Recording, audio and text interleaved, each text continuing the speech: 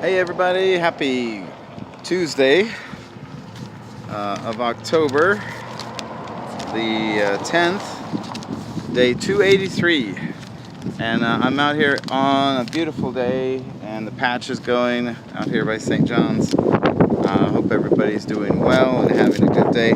It's a little windy, so I will try to speak and read loudly, and let me just weight down my tripod a little bit.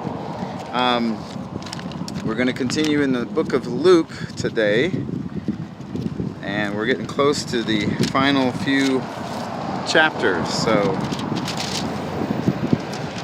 today we're going to be picking up in the book of Luke chapter 23, and we'll read through that whole chapter.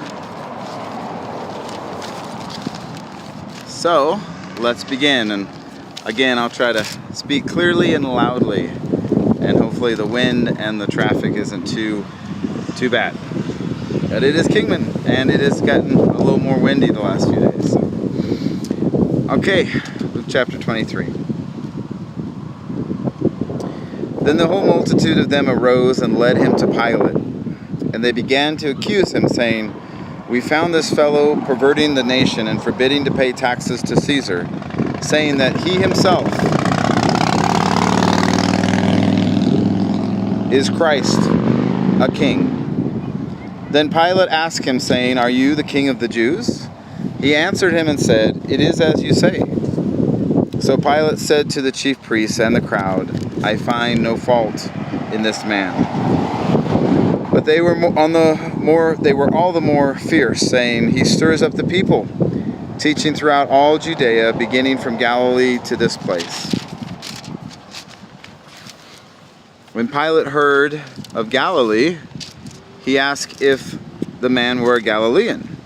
And as soon as he knew that he belonged to Herod's jurisdiction, he sent him to Herod, who was also in Jerusalem at that time. Now when Herod saw Jesus, he was exceedingly glad, for he had desired for a long time to see him, because he had heard many things about him, and he hoped to see some miracle done by him. Then he questioned him with many words, but he answered him nothing. And the chief priests and scribes stood and vehemently accused him. Then Herod, with his men of war, treated him with contempt and mocked him, arrayed him in a gorgeous robe, and sent him back to Pilate. That very day Pilate and Herod became friends with each other, for previously they had been at enmity with each other.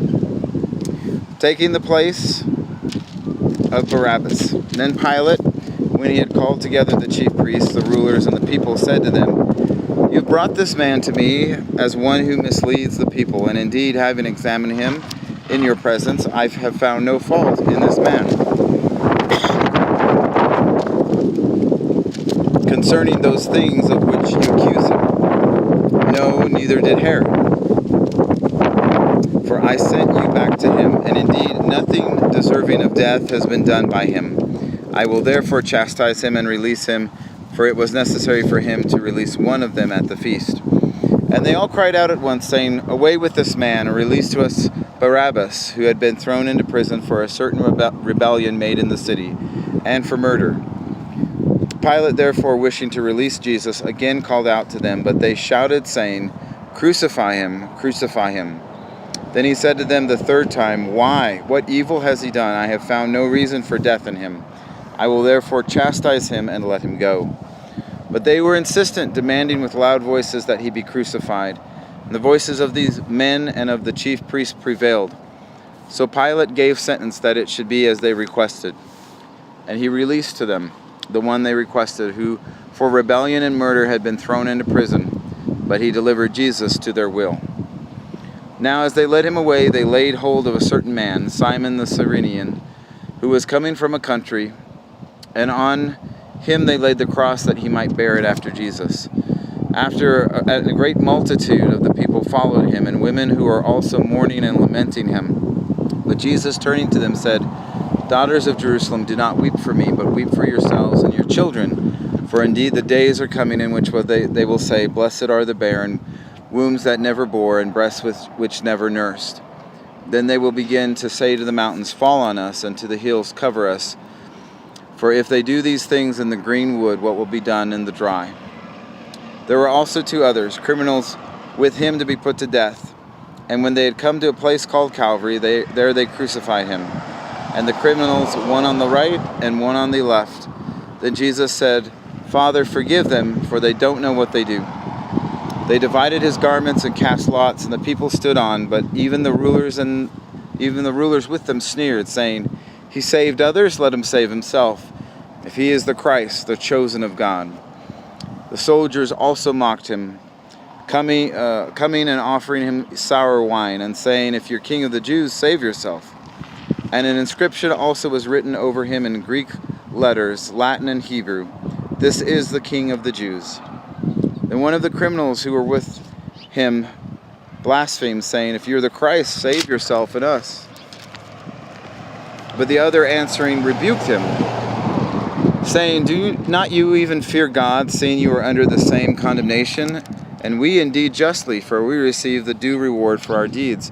But this man has done nothing wrong. Then he said to Jesus, Lord, remember me when you come into your kingdom. And Jesus said to him, Assuredly I say to you, today you will be with me in paradise. Now it was about the 6th hour, and there was darkness over all the earth until the 9th hour. Then the sun was darkened, and the veil of the temple was torn in two. And when Jesus had cried out with a loud voice, he said, Father, into your hands I commit my spirit. Having said this, he breathed his last. So when the centurion saw what had happened, he glorified God, saying, Certainly this was a righteous man. And the whole crowd who came together to that sight, seeing what had been done, beat their breasts and returned. But all of his acquaintances and the women who followed him from Galilee stood at a distance, watching these things. Now behold, there was a man named Joseph, a council member, a good and just man. He had not consecrated to their decision indeed. He was from Arimathea, a city of the Jews, who himself was also waiting for the kingdom of God. This man went to Pilate and asked for the body of Jesus. Then he took it down, wrapped it in linen, and laid it in a tomb that was hewn out of the rock, where no one had ever lain before. That day was the preparation, and the Sabbath drew near, and the women who had come with him from Galilee followed after, and they observed the tomb and how his body was laid. Then they returned and prepared spices and fragrant oils, and they rested on the Sabbath according to the commandment. The reading for today.